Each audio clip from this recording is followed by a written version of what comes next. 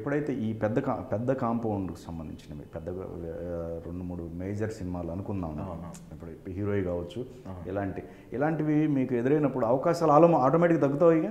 Market అదే కదా sir, మార్కెట్లో ఉన్నంతసేపు ఎట్లా ఉంటుంది అంటే, నేను పండగ చేసుకో అయిపోగానే నాకు పండగ చేసుకో అయిపోయింది, ఒక హాఫ్ కథ చెప్పగానే సెకండ్ హాఫ్ అవసరం లేదమ్మా, ఇంకా నువ్వు ముందు అడ్వాన్స్ తీసుకో అన్నారు, ఇచ్చారు కూడా.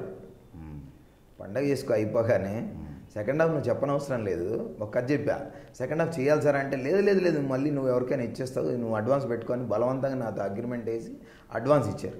అఖిల్ పోగానే ఆ సెకండ్ హాఫ్ కూడా వినలే వాళ్ళు, ఆ అడ్వాన్స్ కూడా తీసుకోవాలా, పేర్లు వేస్ట్. అదే అంటే అది మార్కెట్ ఎప్పుడు, ఎందుకంటే ఎవరు ఇక్కడ తెలివితేటలతో ఉండదు, మార్కెట్ని బట్టి ఫాలో అవుతుంటారు. హిట్ కొట్టారా పిలుస్తారు, లేదంటే ఎందుకంటే జడ్జ్ చేసే విషయంలో చాలామందికి ఇక్కడ నాలెడ్జ్ తక్కువ, అది కష్టం కూడా. ఎందుకంటే చాలామంది పెద్దవాళ్ళు కొన్ని సినిమాలు చూసి ఈ బాలు అసలు ఏం సినిమా ఇది అని వాళ్ళు అనేసి వెళ్ళిపోయిన తర్వాత అవి బ్లాక్ బాస్టర్లు అయినవి ఉన్నాయి. ఓకే, పేర్లు వేస్ట్. అంటే సినిమా పేర్లు చెప్తా, ఆనంద్ కానీ అలాంటి కొన్ని సినిమాలు చూసి పెద్ద డైరెక్టర్లు బాలేవని వెళ్ళిపోయిన తర్వాత పెద్ద బ్లాక్ బాస్టర్స్ అయినవి ఉన్నాయి. నాకెందుకు నందిని కూడా చెప్పింది, తను అలా మొదలైంది చూసి బాలేదని, ఏం సినిమా ఇది అని తిట్టేసి వెళ్ళిపోయిన వాళ్ళు కూడా ఉన్నారంట. సో అట్లా సినిమా చూసే చెప్పలేనప్పుడు కథ జడ్జ్ చేయడం అందరి వల్ల అంత ఈజీగా కాదు. సో అందుకోసం సక్సెస్ని బట్టి చాలామంది ఫాలో అవుతుంటారు, అది తప్పు కూడా కాదనిపిస్తుంది. అది ఈ అందగాడు సినిమా టైంలో యాక్చువల్గా ఆ కథ బిఫోర్ మీరు వేరే డైరెక్టర్కి అనుకొని ఆ సినిమా ప్రాజెక్ట్ కంప్లీట్ కాక మీరు డైరెక్టర్గా వచ్చినట్టుగా తెలిసింది నాకు ఇన్ఫర్మేషన్. అంటే అది కాదు సార్, జరిగింది ఏంటంటే, నేను కథ చెప్పాను, కథ చెప్పిన తర్వాత నేను డైరెక్ట్ చేద్దామని చెప్పిన తర్వాత ఏదో ఉంటుంది కదా, రైటర్ డైరెక్టర్ అంటే వెంటనే ఎందుకు, ఎవరన్నా ఇంకా మంచి బాగా చేసే వాళ్ళకి ఇస్తే బెటర్ కదా అనేది అన్నట్టుంది. సరే అని చెప్పేసి అది మళ్ళీ నా దగ్గరికి వచ్చింది, ఏమంటారండి మీరు అన్నాడు. ఓకే సార్, నాకన్నా బెటర్ అయిన వాళ్ళు నాకు అది చేస్తా అంటే నాకే హ్యాపీ, ఎవరికి చెప్పాలంటే సుకుమార్ గారికి చెప్పమన్నారు. అంటే సుకుమార్ గారి డైరెక్షన్ కాదు, ప్రతాప్ డైరెక్షన్. సో నువ్వు వస్తావని ప్రతాపే కదా, కాదు కుమారి 21. సో కట్ చేస్తే సుకుమార్ గారు విని అసలు చాలా హక్ చేసుకొని చాలా అప్రిషియేట్ చేశారు.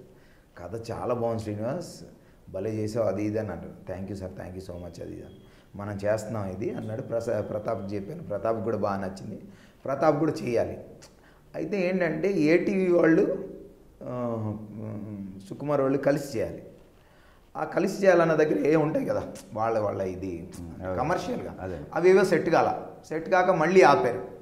మళ్ళీ ఆగిన తర్వాత అయ్యో ఆగింది ఏంటి అంటే, మళ్ళీ నువ్వే చేస్తావా అన్నాడు. ఇది మనకే రాసి పెట్టిందని, సరే సార్ నేను చెప్పాను కదా ఎప్పుడో రెడీగా ఉన్నాను, డన్ అని చెప్పి అప్పుడు నేను తీసుకున్నాను. సో ఇట్లా అంటే పెద్ద ప్రాజెక్టుకి సంబంధించి ఏదన్నా మీ దాకా వచ్చి పోయినాయి ఏమైనా ఉన్నాయా దానికి సంబంధించి? ఉన్నాయి సార్. అసలు యాక్చువల్లీ ఏంటంటే మహేష్ బాబుతో ఒక ఏలియన్ ప్రాజెక్టు 100 crores చేద్దాం అనుకున్నాం.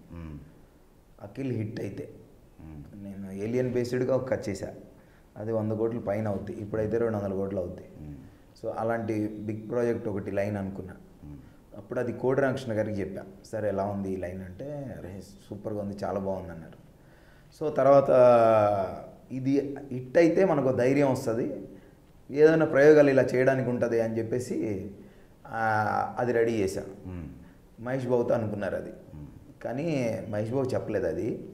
బట్ ఇంకా నేనే పుస్తకం మోసా, బాబోయ్ ఈ హై బడ్జెట్లో వద్దు, ఈ మనం మొయ్యలేం, నెత్తి మీద పెట్టుకోవడం ఎక్కడైనా తేడా వచ్చిందంటే అసలు అవసరం లేదు, ఏదో చిన్న కథలే చేద్దాం, ఈ తలనొప్పులు వద్దని చెప్పేసి ఇంకా అంటే ధైర్యం చేయలేకపోయాను. ఒకటి సక్సెస్ అయ్యి ఉంటే నాకు రకరకాలుగా ఆలోచించేవాడిని. ఎందుకు కోడి రామకృష్ణ గారితోనే ఆగిపోయారు మీరు ఆ తర్వాత?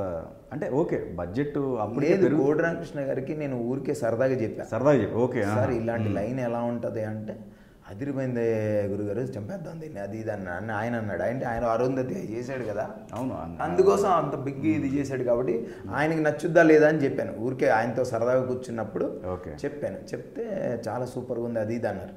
అన్న తర్వాత నేను వేరే డైరెక్టర్ దగ్గర చెప్పాను, ఆ డైరెక్టర్ పేరు చెప్పాను ఇప్పుడు. ఆయన అన్నారు ఇది మహేష్ బాబుతో చేద్దాం, మీరు రెడీ చేసేయండి కదా అన్నారు. అన్న తర్వాత ఇంకా నేను ఈ అఖిల్ కోసం చూద్దాం ఇది ఇంకా అది రెడీ చేస్తున్నాను, బట్ అఖిల్ హిట్ అయితే వెళ్దాం అనేది ఒక ఇది ఉంది. ఓకే అదే. సో అక్కడ మనం కొంచెం బ్యాక్ అయ్యి. మీకు బెల్లంకొండ సురేష్ గారికి క్లాష్ ఏంటి? ఏం లేదే ఆయన ఇప్పుడు కూడా ఇదిగో ఫోన్లో రోజు వాళ్ళ అబ్బాయి అన్నీ పెడుతుంటారు. మా ఇద్దరు క్లాస్ లేదు అసలు. లేదా లేదు అసలు. నాకే అమౌంట్స్ పరంగా ఏం లేవా ట్రాన్సాక్షన్ ఇద్దరు అస్సలు అలాంటి ఏం లేవు, ఏం లేవు. ఆయనకి నాకు అసలు లేవు. ఇది మీ దగ్గరికి ఏదైనా వచ్చిందంటే పుకారే పాపం. Okay okay. చాలా మంచోడు వ్యక్తి. వాళ్ళ అబ్బాయి ప్రతి ఫంక్షన్ నాకు దీంట్లో పెడతాడు, మాట్లాడతాను. Okay okay. ఫంక్షన్కి వెళ్తే మొన్న ఓపెనింగ్కి వెళ్ళాను సినిమాకి, అయ్యేం ప్రాబ్లం లేదు. ఓకే అసలు లేదు. అంటే ఆల్మోస్ట్ మీరు 4 సినిమాల బ్యాక్ టు బ్యాక్ మీరు ఆయనతో లేదండి, 2 సినిమాలు ఏమో చేశాను అంతే, ఎక్కువ చేయలేదు. Okay okay. అయితే ప్రొడ్యూసర్ సైడ్ మీకు అమౌంట్ మీకు ఇవ్వకపోయినప్పుడు మీరు రివర్స్ అయ్యి జరిగిన సందర్భం ఏంటి? అసలు అంత పరిస్థితి రాలేదు సార్. ఎందుకంటే 10 రూపాయలు అంటే నేను ఒకవేళ లాస్ట్లో ఏదైనా ఒక చిన్న పేమెంట్ ఇదైనా కూడా నేను పట్టించుకునేవాడిని కాదు. పెద్ద పేమెంట్ జనరల్గా కొన్ని ఉంటాయి. అంటే ఎంటైర్ మన గ్రాఫ్ మొత్తం చూసుకున్న వాటిలో ఒక ఎవరో ఒకరు తగులుతారు. ఒక పర్సన్ మనకి రివర్స్లో ఇది ఎందుకు చేశానా ఈ సినిమా అసలు కమిట్ అయిన కూడా ఫీలింగ్ కూడా కలుగుద్ది మనకు ఒక్కోసారి. డబ్బుల విషయంలో రాలేదు సార్ ఎప్పుడు. నేను డబ్బులు అంటే మీరు ఆలోచించండి, కథపరంగా నేను ఎప్పుడు పెద్ద పెద్ద డబ్బులు ఎప్పుడు తీసుకోవాలి, పెద్ద అమౌంట్లు ఎప్పుడు తీసుకోవాలి. మీరు పెద్ద పెద్ద డమరుకం లాంటి సినిమాలు చేసి కూడా నేను తీసుకునే 10 లక్షలు అంతా ఒక 2-3 సంవత్సరాలు పనిచేసి నెలకి 50,000 శాలరీ పడ్డదే తప్ప నాకు. నేను ఎక్కడ డబ్బులు నేను అంత పెద్ద కథ ఇస్తున్నాను నాకు ఒక 40-50 లక్షలు ఇవ్వండి అని నేను ఎక్కడ తీసుకోవాలి. అదే లేదు. ఆ ఇచ్చిన దాంట్లోంచే మళ్ళీ అసిస్టెంట్లు వాళ్ళకి వీళ్ళకి ఇచ్చి నేను పెట్రోల్ పోసుకొని నేను తిరిగి అట్లా చేశానే తప్ప డబ్బులు అని గుంజాడు బాగా ఎక్కువగా తీసుకునే, అంత ఎక్కువగా తీసుకున్నాను. అంటే క్లాషెస్ ఎక్కడ వస్తాయి? ఈ సినిమా కథ మీద ఉన్నప్పుడు వస్తాయి మీకు ఏదన్నా కథ క్లాషెస్? నాకు ఎవ్వరు అసలు ఏ ప్రొడ్యూసర్తో నాకు క్లాష్లు లేవు. నాకేంటంటే కొన్ని సినిమాలు కథ వినగానే ఇది వర్కౌట్ కాదనిపిస్తుంది. సరే ఇది వర్కౌట్ మనకి ఇప్పుడు మీరు నాకు పరిచయం కాబట్టి ఎంతో అంత మీకు నాకున్న ఇదిలో ఏదో చెప్పాలని చూస్తాను. నేను అడ్వాన్స్ తీసుకోవడమే లక్ష్యం కింద పెట్టుకోను. నేను నా వ్యక్తిత్వం అట్లాంటి. ఓకే. అందుకే సరే ఇది వర్కౌట్ కాదేమో ఆలోచించండి ముందు, సినిమా ఎలాగ చేస్తారు, ఇది ఎంతవరకు కరెక్ట్ అన్నా కూడా లేదు బాగుంటుంది ఇది చేద్దాం అది ఇది అని చెప్పి చేసి డబ్బులు పోగొట్టుకున్న వాళ్ళు ఉంటారు.